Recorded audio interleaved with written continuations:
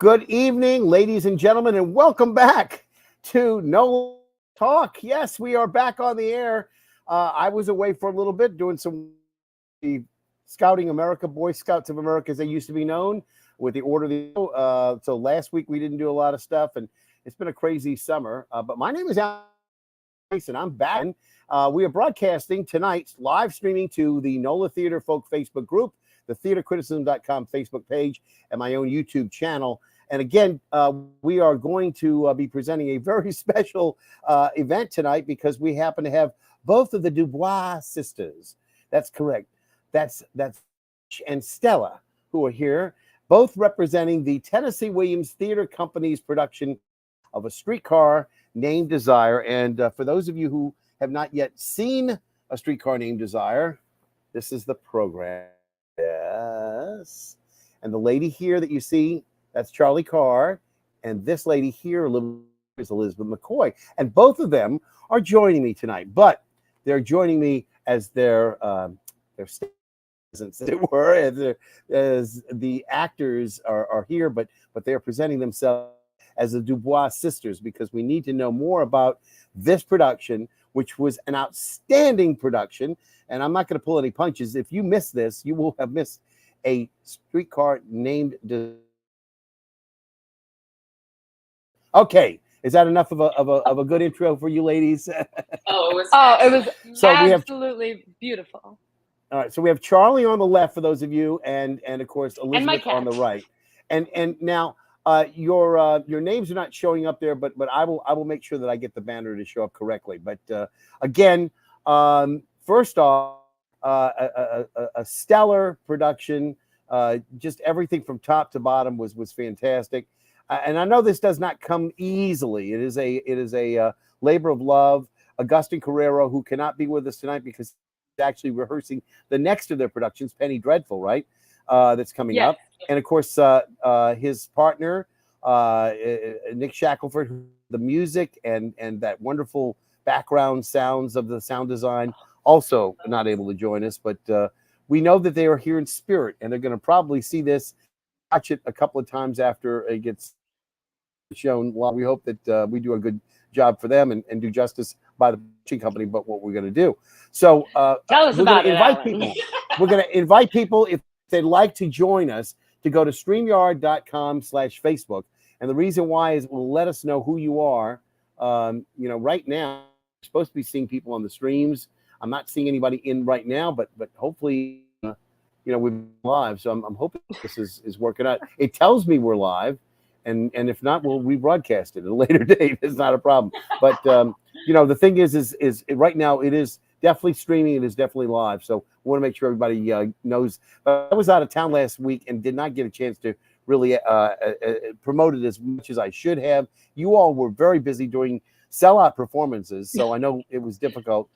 So I'm going to ask both of you, rather than I'm going to get you both in first off.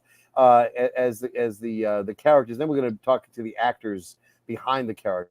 But Blanche, you seem to have a little bit of a problem adjusting to New Orleans. Can you tell me what is going on in all of this hullabaloo that's on with Stanley and Stella and all of this New Orleans? I'm not quite sure what to make of it. This seamy underbelly of New Orleans. It's a different type of experience than I ever got in Laurel. I've never seen kind of the mix of people that do exist in New Orleans, which I suppose is wonderful. They're heterogeneous types, as we do say.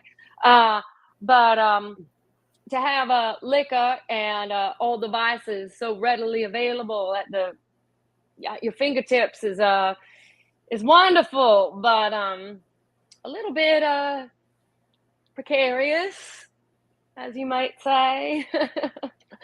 I'm not used to people being so brash either. As I don't think that's a word, but brass, I suppose. I'm not used to people being so upfront, I guess, as you would say. And now it seems to me that has more acquiesced to the city.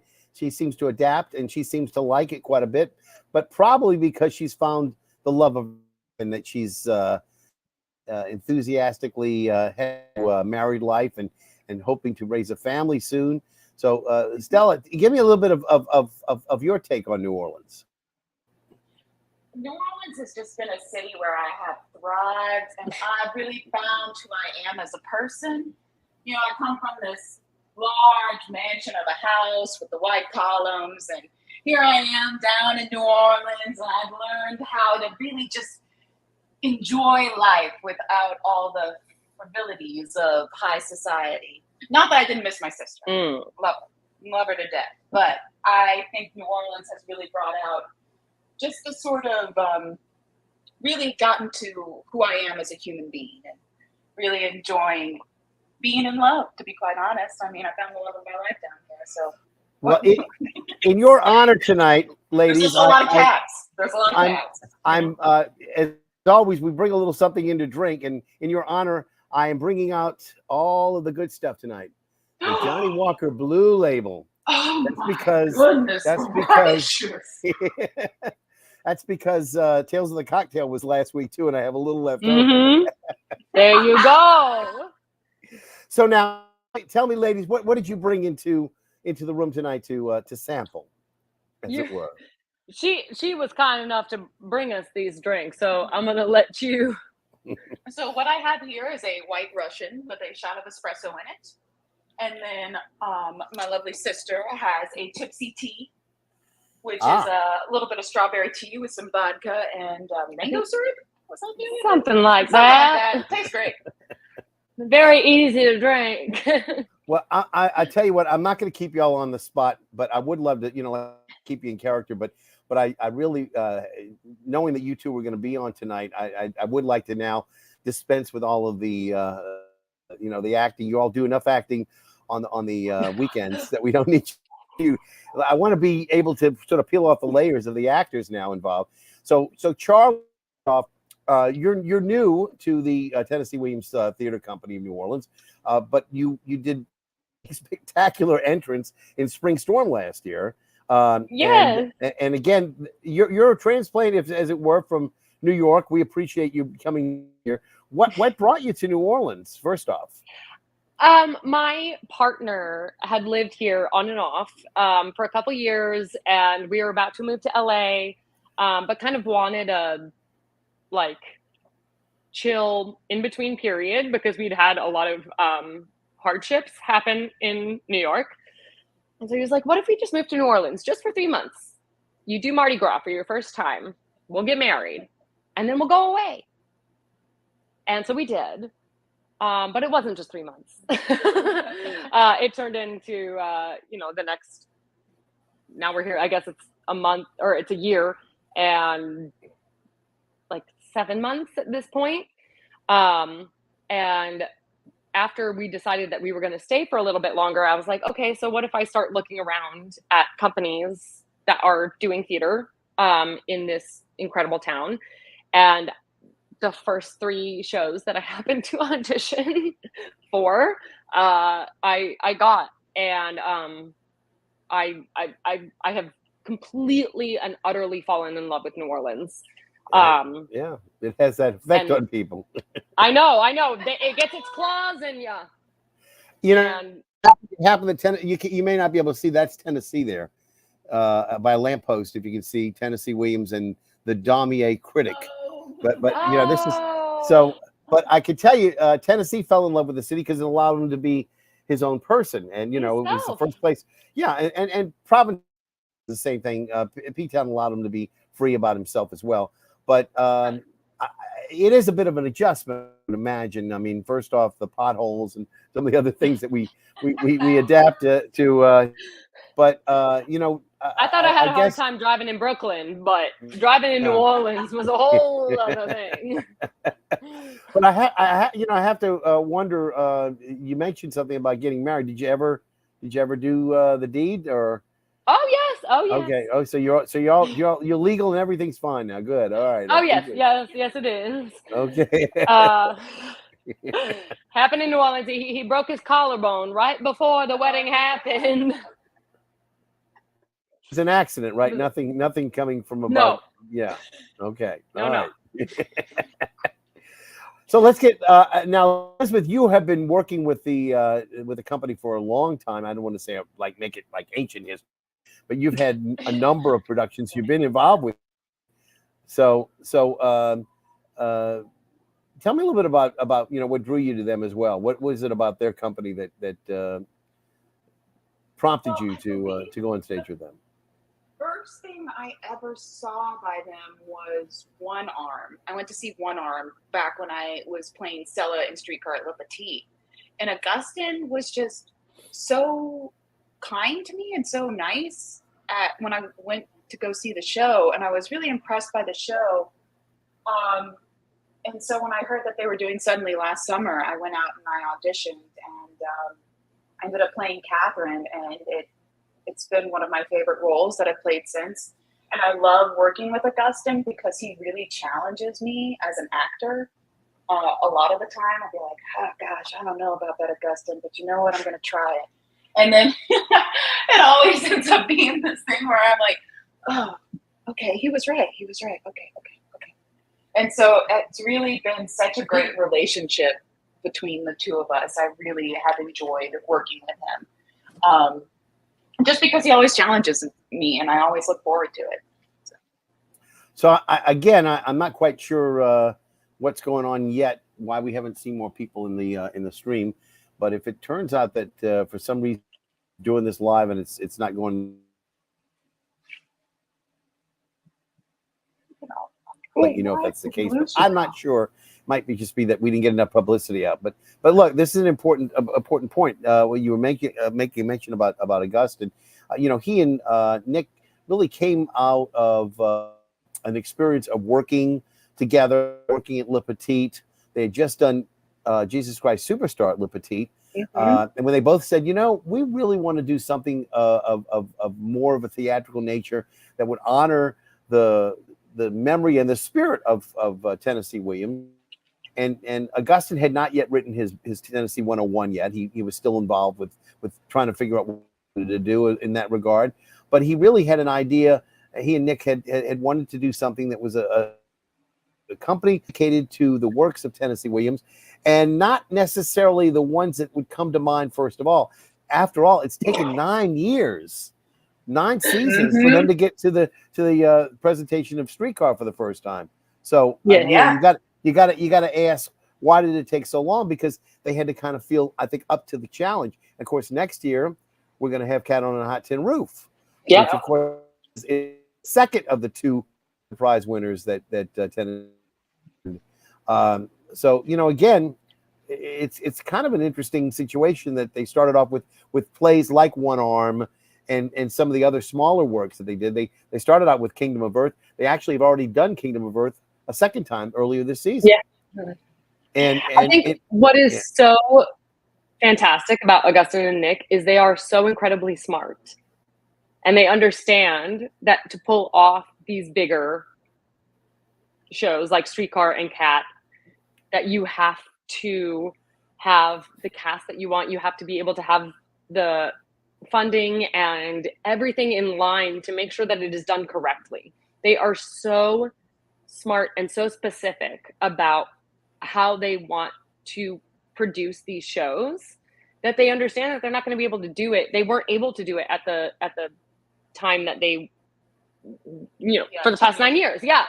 And now, of course, it's like, of course y'all were able to do this, but it was a process, and they're so realistic, and they are so down to earth, and they are so beyond understanding Tennessee Williams and what he would have wanted from these shows, that they are now able to feel confident in their casting, in the all of the resources that they have. Yeah. Be able to do it in a way that Tennessee would have been proud of. Yeah.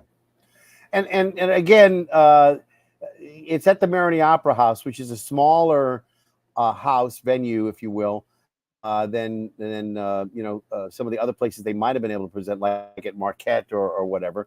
But they have chosen to do it at Marigny Opera House. It's a more intimate setting, and some of the better productions they've had have been at Marigny Opera House. So Ray there, they did Camino Real there. They've had success there, but it is a smaller house, so therefore it's going to sell out quicker, which is good to have sellouts, but it's going to also limit the number of people who can get there if it were a bigger house. But they have made up for that by doing what? They have extended now twice, right? Twice to the 24th. So they extended first to the 8th of August, and now they've extended an additional 2 weeks to the 24th of August. So if you have not gotten your tickets yet, I will have to get out. I know it's TennesseeWilliamsTheaterCompany.com, but it may be TWTC. Yeah, TWTC.com, or I'll figure it out. Whatever it is, we'll put it up. Again, just if you do Google it, or if you do check for it on a search engine, it'll come up right away. And I'll figure out what that is in the meantime. I did want to I want to thank. Last week I was off stepping out, but you all were on in my stead, as it were. And I want to go ahead, for those of you who missed Peggy Scott Laborde, the I know each other a little bit, and she said, "Yeah, go ahead and run that clip again." So didn't get to see it. I want to run the clip of the of what you did on last week, and then that way you can take a little bit of a breather. I've got a lot of other production stills, etc. I'm going to show, but let's go ahead and see if I can present this for you. Again, I think it won't be a second or two. Let me get it together, and we go. I haven't asked you the things you probably thought I was going to ask, and so I'll expect you to be understanding about what I have to tell you. What, Blanche? You're going to reproach me. I know you're bound to reproach me, but before you do, take into consideration that you left. I stayed. You came to New Orleans and looked out for yourself. I stayed at Belle Reve and tried to hold it together. I'm not meaning this in any reproachful way, but all the burden descended on my shoulders. The best I could do was make my own living, Blanche. I know, but you are the one that abandoned Belle Reve, not I. I stayed and fought for it. Bled for it, almost died for Just it. stop this hysterical outburst and tell me what's happened. What do you mean? I knew you would, Stella. I knew you would take this attitude about it. About what? Please. The loss. Loss. Belle Reve? Lost? Does it know? Yes, Stella. But how did it go? What happened? Oh, you're a fine one to ask. Blanche. You're a fine one to sit there and me of it. Blanche. I took the blows to my face and my body. All those deaths. Long parade to the graveyard. Father, Mother Margaret, hers that dreadful way. She was so with it couldn't fit in a coffin, but had to be burned like rubbish. You came home in time for the funerals, Stella. And funerals are pretty compared to deaths. Funerals are quiet, but deaths, not always. Sometimes their breathing is hoarse, and sometimes it rattles, and sometimes they can cry out, "Don't let me go." Even the old sometimes say, "Don't let me go," as if you were able to stop them. Yes, funerals are pretty, with pretty flowers, and oh, what gorgeous boxes they pack them away in. Unless you'd been at the bed when they cried out, "Hold me," you'd never suspect there was struggle for breath and bleeding. You didn't dream, but I saw, and now you sit there telling me with your eyes that I let the place go. How the hell do you think all that sickness in was paid for? Death is expensive, Miss Stella. And only Jessie, 100 to pay for her coffin, that was all. And I, with my salary from the school, yes, accuse me, sit there telling me that I let the place go. I let the place go. Where were you? Whoa. All right. If I can, that hopefully we're not hearing Augustine right now, but we probably are, while I try to figure out where it is. I'm trying to figure out. He's somewhere in the background there. Always. Yeah. If I can figure out where it is. Thank you. All right. Not gonna work. There it is. Finally figured out. Thank you, Peggy. All right, thank you. All right, we're out of there. Okay. If I could have downloaded it, I would have done it, but that was the aspect of what the application would allow me to do. It didn't allow me to download stuff. So anyway, so a beautiful scene. And it's really good to see how Blanche, to right away. They don't want to answer any questions. She turns it right back. Well, you weren't there. Why ask me that? And it's to do the same thing with Lee as well. She turns everything back on its side and defends herself by basically accusing others of different things. She doesn't allow. She doesn't allow for the question to even be asked. Right. I think Go ahead. Oh, no. I mean, she's just always trying to control everything. Yeah. She is extremely smart. Oh, yeah. Thought about what that dinner at Galatoire's is like. I bet Stella never even gets a word in. She's like, so why aren't you at the school? And immediately something else. I wonder, what Galatoire's would have been like, for them, knowing the cost even back in the day. Galatoire's was not a cheap restaurant, so for her to go to Galatoire's, Tennessee might have been able to afford it more readily, but I'm not sure that was a restaurant that Stella could easily have afforded, but she probably paid for it because it was, after all, her sister, and she probably picked. And up also the amount that Blanche could put back. Yeah, she probably paid for quite a bit of drinks. That's true. I'd like to think that Blanche would every now and then hold back, but I don't think that was too realistic. Whenever she seemed to need a drink, she got one, didn't she? Oh, from the get-go when she walked in, she's always So pretending that it's one way and not. So let me go through. I've got a few pictures, etc. We've got that I wanted to share out. Obviously, some of the production pictures. This was a picture that I thought was oh my god, superb. Now, can you tell me what was behind at this point? What you're saying, or what? So this is in scene 9. When Blanche, she's basically realized that she has lost Mitch because he has learned all of her deep, dark secrets that she was trying to really withhold. And she's kind of replaying, she's having this very poignant scene being replayed in her mind of all of the death that she has experienced. And going back to her childhood home and all of this that she's experienced, and she's gone at this point. I was going to say, I think that's pretty much the slippery slope. At that point, she's pretty much headed downhill. Yeah, she's just replaying everything that's going on in her mind. Is just a replay of what she experienced at her home in Bellerive. And that was something too that was really important, was to talk about her death grief of experiencing so much death in that hometown, and how that lived in her and how that influenced her. And that was a big moment of her being, it's like a flashback. It's like a PTSD moment of being right back in that. We have not talked about the elephant in the room, so to speak. Stanley! So Sean Thompson. Oh my God. Richardson. I mean, yeah, Richardson. I'm sorry, Richardson. I want to say Richmond. I got Sean it Richmond. wrong. Yeah, I got it wrong too. Sean Richmond. He's amazing. He's absolutely amazing. Got it.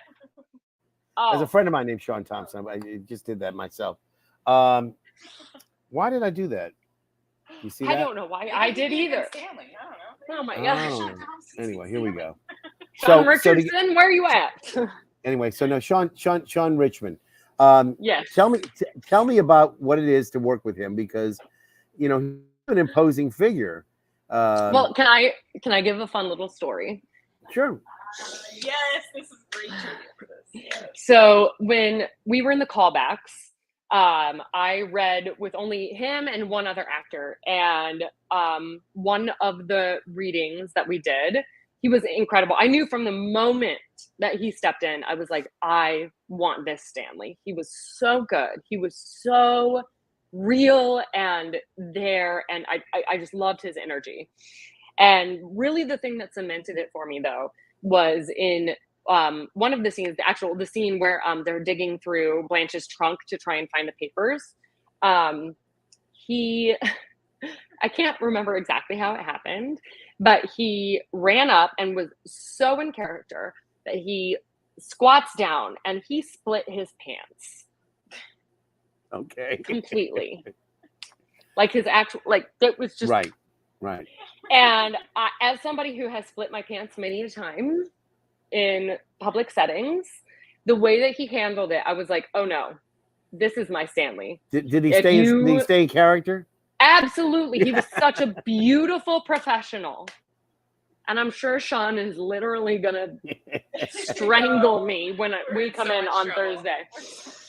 But it was so incredible. And working with him throughout this process, I mean, obviously they have much more, it's a more unspoken thing between Blanche and Stanley, whereas like Stella and Stanley, it's like, woo. Well, we could see that pretty much in that one scene there. That photo is so good. Yeah.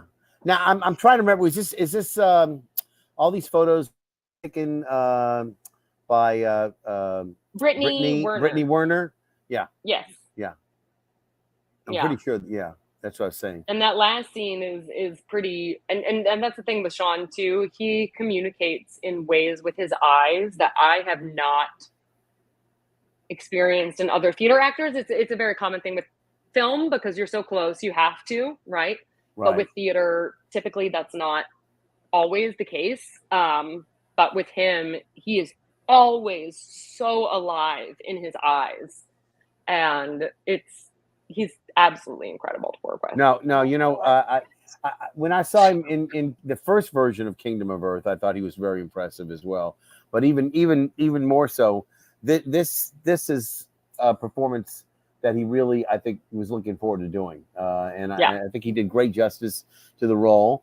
You know, Stanley's not an easy role to do. I've seen other people do it, and not necessarily, to my mind, fulfill all the checkpoints. You know, there's certain things that Stanley, Stanley is common and coarse, but he's also in his own way, he's also in his own way very intuitive. He's smart he's got worldly smarts. You know what I mean? Yes. So he may not have book sense, may not have the artistic sense that Blanche had. Appreciate the finer things in life, but he knows what he wants for himself, and the first and foremost thing he wants the most, I think, is Stella, and of course after that, when he gets physical, when he's frustrated and gets physical, he shows the regret that so many people do in abuse cases. They're sorry and they come back and they ask for forgiveness, but I also think, if I may add, I was talking about this earlier, actually, because Tennessee does add at the very end of the show in scene 11 that Stanley was in World War II and he fought in Salerno, which was a big battle in World War II, and he was the only one to make it out. And so I really believe in scene 3, not just the whole thing. I'm being Blanche right now. I'm sorry. But it's almost like a PTSD moment where he gets a flashback. He's all of a sudden, he's just stuck there and he can't. Well, now Mitch came back too, right? Mitch came back too, right? For the same. No. Mitch didn't. The same. They did. They were in the same thing, but they didn't do the same battle. Okay. He was also a Corps of Engineers like type of thing, but he talks about 4 out of 5 didn't make it in Salerno. Gotcha. But Stanley did. Yeah. And so it's like, it's hard to figure out how to write that in and or showcase that of like, this is probably a PTSD flashback where he's just completely, which doesn't make it excusable, but it like adds more layers as to who Stanley is. We might be able to understand it more and maybe not excuse it, but understand it. Exactly. So, and again, go ahead, Elizabeth. Sorry. This is kind of on a different topic, but you know, talking about the regret of the physical abuse. But then Sean is also so good at showing when Stanley has messed up, and not just in, you know, putting his hands on Stella, but sort of emotionally abusing her. And he doesn't care so much about hurting Blanche, but really ruining, I'm sorry, I shouldn't laugh at that, ruining just the future for them. Because when he comes in and he's like, I got all this stuff on your sister, and I told Mitch, there's this really beautiful moment with Sean where he realizes as Stanley, oh, I've messed up. Stella's upset with me because now Blanche and Mitch aren't going to be married. As Augustine put it, we've lost our free babysitter, right? She's about to have a baby, and her sister could have moved in with this guy that they like, and he has just ruined it completely. And Sean plays that moment so well where he realizes, oh, right, I was so concerned with one-upping Blanche and getting her out of my house, right, that she was almost out of the house to begin with. Like, Mitch was in love with her. She was almost out and in Mitch's house, and then right. he just kills it completely. Except for one little problem, Mitch's mother. Mitch's mother, yes. I don't think she was moving in with Mitch's mother still around. So No. Unfortunately, according to Mitch, she did not. Mitch's mom would have probably sussed Blanche out from the beginning. Oh yeah, no, I had a very strong Southern mother. I can tell you, you know what it's like to have. Blanche can act real good, but she can't act too much past the Southern mother.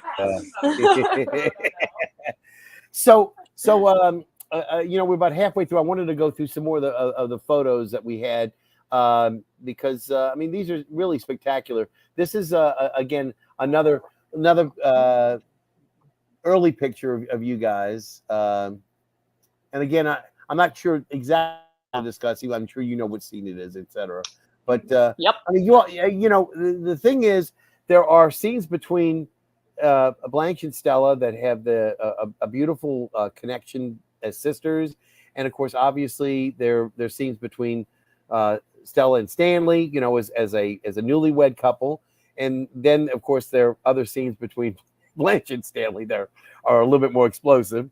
But you know, there's a very interesting dynamic between the sisters. I mean, Blanche obviously is the one who takes the lead and leads Stella around, and maybe one of the reasons Stella left, because she maybe wanted to lead her own life and not be bossed around. But there's also a great amount of love that comes back, which, you know, you would say, even though Blanche is leading the way, and even though Blanche is manipulating, et cetera, Stella still loves her as a sister and really cares for her, and that is seen so much in the scenes like here. You can even see it just basically in the physical nature of your act, in terms of the way that you're communicating with one another. I think that's beautiful. So anyway, there's another scene there that's a little bit closer. You know, but it's the same scene, obviously, that we blew up a little bit. And then, of course, this is a scene later on where you know you're I guess in my monologue. Yeah, and Mitch is on the sidelines there. Mm-hmm. And of course, I should say that it was Robinson. What's his name? How you're talking about Robinson J. Cyprian. Yeah. Thank you. Yes. Robinson J. Cyprian. I'm horrible. We all call him RJ. I'm like, I know his full name, but no, that's all right. But I mean, it was interesting. I think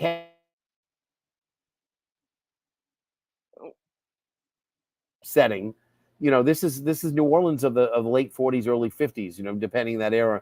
And New Orleans, as much as we'd like to say was a forward, you know, city at that time, was still pretty much immersed in the politics and in the civil rights struggle of the day, which basically you know, repressed a lot of the people of color. And the fact that they chose to have Mitch, you know, represented, I thought was you know, a very interesting choice, and I thought he did a great job. I mean, it was RJ Robinson. Sorry, Cyprian.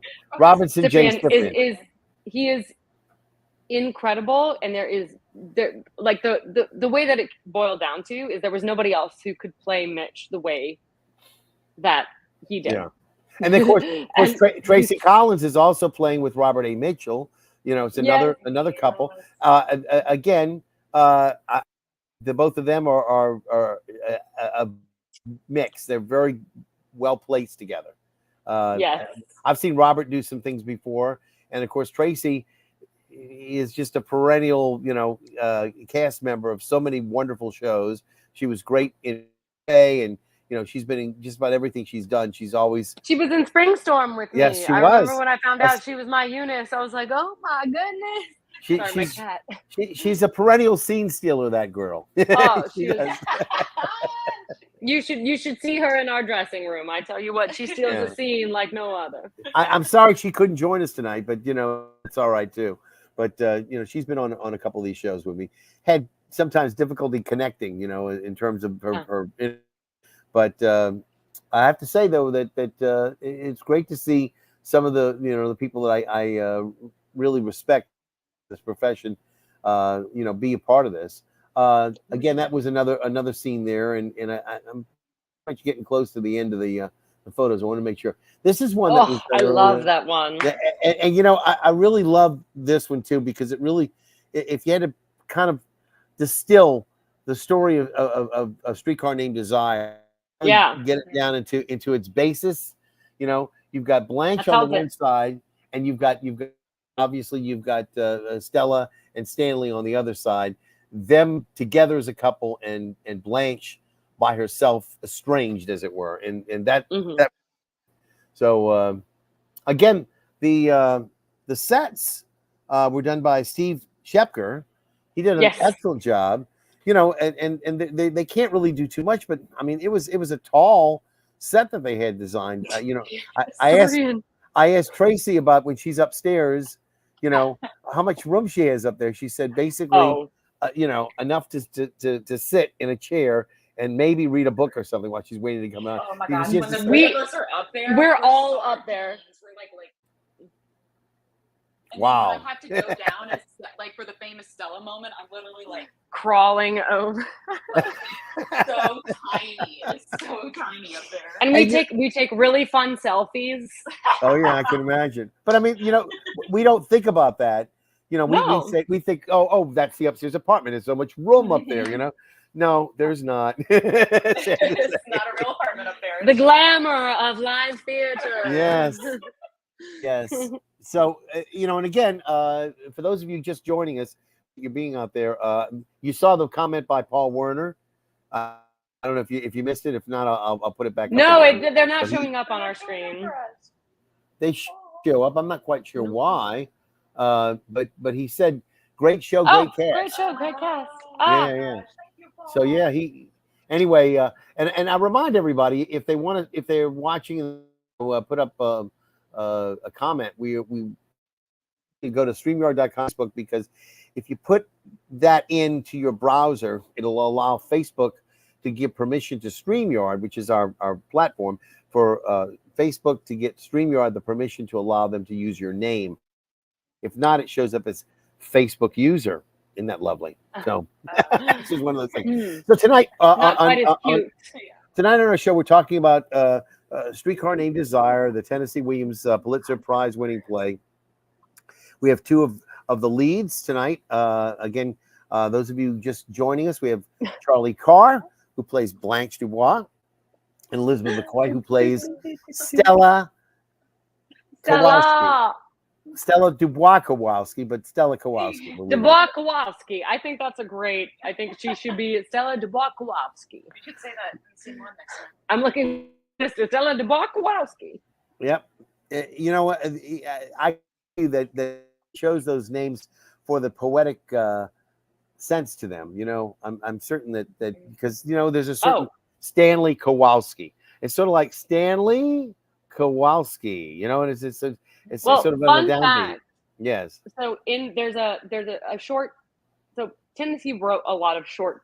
The original name was not Stanley. It was Kefauver. Yeah. Right. Who is actually mentioned in scene 9 when Mitch is talking about the merchant that told him that Blanche was not Right. straight-laced. It was Kefauver. But in one of the original like short plays that ended up being in Streetcar. Right. It was Stanley Kefauver. Right. I'm trying to remember, was it Poker Night or was it Poker Night? I think that was it. Or it might have been Interior Panic. Maybe it's Interior Panic. Yeah, that might have been it. I know. Because, yeah. Now we're like, hard, please, it's Augustine, hard. help us. He used to write and rewrite, and the different scenes, etc. But originally, it was the Poker Night. It was Interior Panic, and then it turned into Streetcar Named Desire. I actually like the final title better than any of them, because I think there was one like it was like Blanche on a moon, and it was like a weird. There was a crazy title that involved being on a moon at some point that Augustine randomly mentioned. And I was like, that sounds like a weird children's book. I'm glad he workshopped it. He always changed. There was one point where we had, what was it, the 7 Descents of Myrtle. That that originally was Kingdom of Earth, etc. And but I think it was Kingdom of Earth, and it became the 7 Descents of Myrtle, and then it went back to Kingdom of Earth.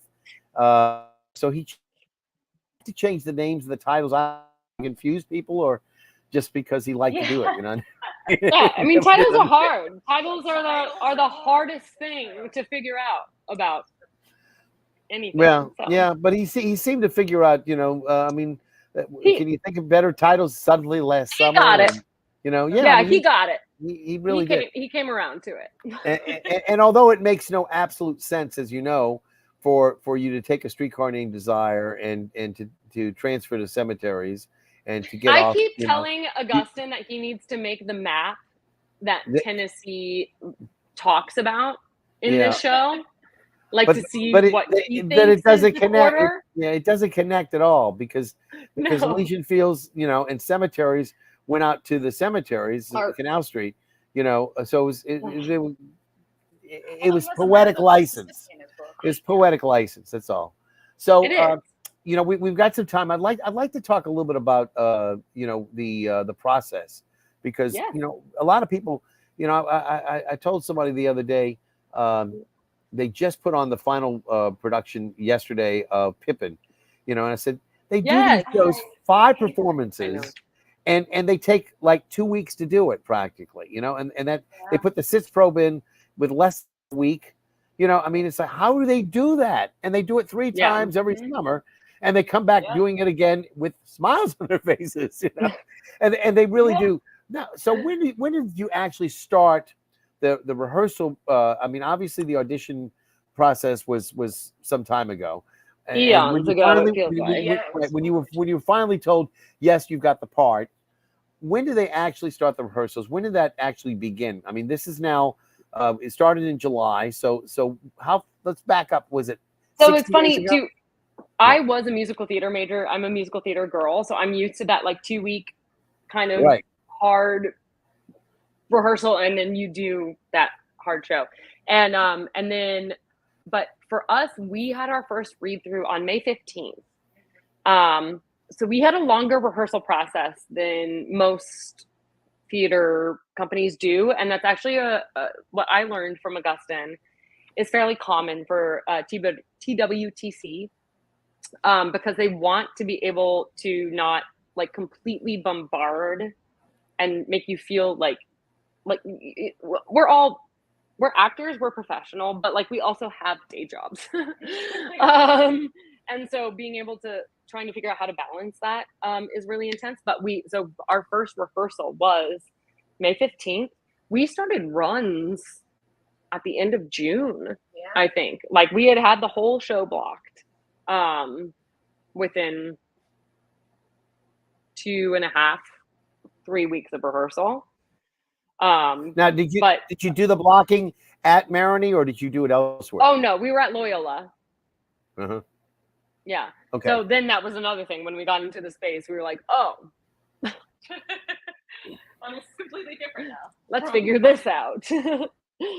But we had so much time which I think is so important, especially for a show like this, where there is so much complexity and so many dynamics to figure out. Like you do need that long rehearsal process to come to these conclusions, whether it's because of Augustine pulling it out of you, or it's just like us happening to. Did I say something? Oh no, she just has to. She's been drinking, so she must use the bathroom. That's all right. But whether it's like a show like this that is so complex and has so many layers to it, Right. the longer rehearsal process actually is it's more important. Well, I'd imagine so. And the other thing is as this is a very multi-layered character that you're portraying, and I mean, not to say that Stella isn't as well, but Stella's a little bit more straight ahead. We know what she's interested in her husband, in the baby that's coming, and interested in taking care of her sister so that her sister's not out in the wild by herself, as far as it goes. But Blanche, she's got agendas, she's got a mission, she's trying to improve herself, trying to get ahead, etc. Yeah, and try to pass. She truly, like, having done this character, I realized, like, Tennessee wrote women in a way that I never really appreciated until now. Like, especially being in 1940 whatever, writing about women, especially in the context of what the conversation is now around writing women. He created such, and even with Stella too, like he created such beautiful, dynamic, deep characters that are there's so many things to play with. As an actor, it is an absolute delight. And it's also just like I identify with a lot of it. Yeah, and it's a universal, like, yes, in 1947, women were dealing with issues that we are not dealing with today, right? But a lot of the mental complexities are still there. And he wrote them beautifully. Right. I mean, we have to remember, women didn't get the vote until 27 years before this was, presented. Also, women couldn't get credit cards until 30-something years after it was not without their husband's permission. Yep. So, I mean, we tended to take it for granted that women, achieved a level of status that we are accustomed to today. But no, I mean, back then, a woman had to basically listen to her husband. Matter of fact, there was no such thing as marital rape at that time. No, that wasn't a thing, I think, until like late. I think it might have been 90. I'm not about to like. I could tell you when it was because I got married in 84. I got married in 84, and there wasn't anything on the books back then. Yeah, I think it was the 90s. Not Louisiana, at least. But but it came out shortly thereafter, and there was actually, in Louisiana, I can't tell about all the states, but in Louisiana, there's actually a part of the statutes that if a wife is refusing her husband's marital needs, it's grounds for divorce. It's so. I mean, these are things that women didn't think up. I can assure you of that. And I think too, if I may, something that has come up with, because Blanche historically, I guess theatrically historically, has been played by older, like 30s, 40s women, which is fabulous. But the reality of the show, when you read the play, she turns 30 in the show. Yeah. And it doesn't make sense to a modern audience because she's talking about how she is washed up. She's like, her youth is played out, right? But that's the tragedy of it, is that she's not even old. She's and even in, like, of course we have a different take on it now, but like being, I know, like, well, this is it. Being actresses is a different thing. I know. being actresses, it's a different thing. But this idea that like if Blanche had been born, I think Blanche in so many ways is kind of a radical feminist. And it seems so weird. And in a lot of ways you would think no. But if she had been born in a different decade, like if she had been born in the 80s or 90s, she would have been me. Yeah, well, I mean, you also have to think about it. She went to college. She went to college. She was extremely smart. She's extremely, she's taking care of her household. She is unbelievably intelligent. And because of the trauma and because of her misunderstanding of the trauma that happened to her, she falls into disarray. Yes. But if she had been born in a different time that had an understanding around what trauma does to somebody, she could have gotten help. She could have just gone to therapy and been this pretty badass woman. Well, I guess we could always speculate a lot of things. Had Mitch not interfered, had Stanley not interfered with Mitch, maybe they would have become a couple. It looked Happily like she, forever after. we don't know. Had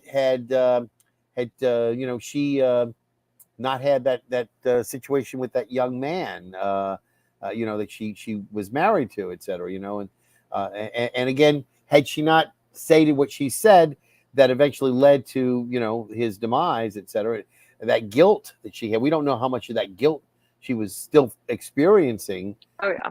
Years later, so there's a lot about the characters that we probably could learn more about, but I want to mention the fact before we get too far down the road about the place to go for tickets, because I needed to get the right thing, and that's where you got to go. TWTheaterNOLA.com. Okay. Wow. That's the right spot. You take that theaternola.com, you can get tickets. Now, I know they've sold out the last couple of weekends. How are tickets looking for the next few weekends? Have you gotten a report yet, or? We haven't. I think they're selling again pretty well. Last I saw on their Instagram, Thursday and Saturday or Friday of this week is about to be sold out. Yeah. But I can't remember. So it's kind of like you want to get them as quick as you can. And again, directed by Carrero. You've got Charlie and Elizabeth who are here, Sean Richmond, Robinson, Jay Cyprian, Tracy Collins, Robert A. Mitchell, Quinn Lapperouse. He's in there. My paper boy. Your paper boy. And again, we see a little bit of Blanche's. What do we want to say? I mean, her oversexed. I think that scene is truly like the most fascinating scene, or like portion of a scene to me. Yeah. Just because it shows there's an aspect of her that is very dangerous. Yeah. I mean, and she's a teacher. She probably would have gone to jail. Absolutely. For seducing children now, but back then it was looked the other way, because. But remember, back in the 40s and 50s, if you happen to have an affair with your teacher, wow, that was for you, wasn't it? Everybody says what a great guy that was, right? They didn't think about the ramifications. So, there is that aspect, but then there's also this really sad aspect of how Blanche is stunted from her marriage when she was 17. And so she's stuck in that, and it's not an excuse. But it is such a dynamic scene. That is what is so beautiful about Tennessee. I wanted to also mention something that they use a lot in the Mariani Opera House, which is known for dance. They have a couple of figures who do some interesting work with poles in the background. Now, when Augustine told you that they were going to do that. How did you react first off, and feel like it was going to be a little untoward, that it was going to take away from you, or? What? I wasn't worried about me. I do remember telling Charlie, I was like, oh, if they're dancing during that, he was a boy, just a boy monologue in scene 6, I'm going to lose it. And I mean, I was like, don't want to do Augustine a disservice to the point where he'd be like, you know what'd be great during that scene? Some pole dancers. This monologue's beautiful, but it needs a little bit more. No. I think, and that's what makes it so delightful, is Augustine has an idea of when it's necessary and when it's not, because most of the time they're there for scene transitions, which is great. It gives you something to look at. And it's just so fabulous. I love it. But they're also there to represent, which is so cool, is there's these 2 representations of the bar that's down in the corner of the set, and then the pole dancers. So the apartment is supposed to be situated between Blanche's 2 main vices, which are alcoholism and her sexuality. And she is supposed to be caught in this cage, this trap between the 2. And so it was such a beautiful addition. We both had very big, like, we were like, what is this possibly going to look like? Like, well, how are you going to do this? Yeah. And why? But he created it so seamlessly and so beautifully and so tastefully. And you realize, of course, that if anybody tries to do it again, they're going to say, oh, he copied from Augustine. He copied, you know, so that nobody will ever be able to use pole dancers again in the background, you know. Also, I don't think anybody's ever used pole dances in Streetcar. I don't think I've ever seen that before, and I'm not sure I'll ever see it again. But unless they do they revise, you know, this down the road, 9-10 years down the road from here, it's gonna be fantastic. So we're getting towards the end. We only have a couple minutes left. I'm going to ask, if I may, the DuBois sisters to return, and I'd like, in just a few words, for them to tell everyone out there why we should all go to see them perform in a Streetcar Named Desire. So I'm going to ask Stella first, because she's the younger, and Stella, tell us why should someone go see A Streetcar Named Desire? Well, you should come see A Streetcar Named Desire because, first of all, my husband is quite something to behold. And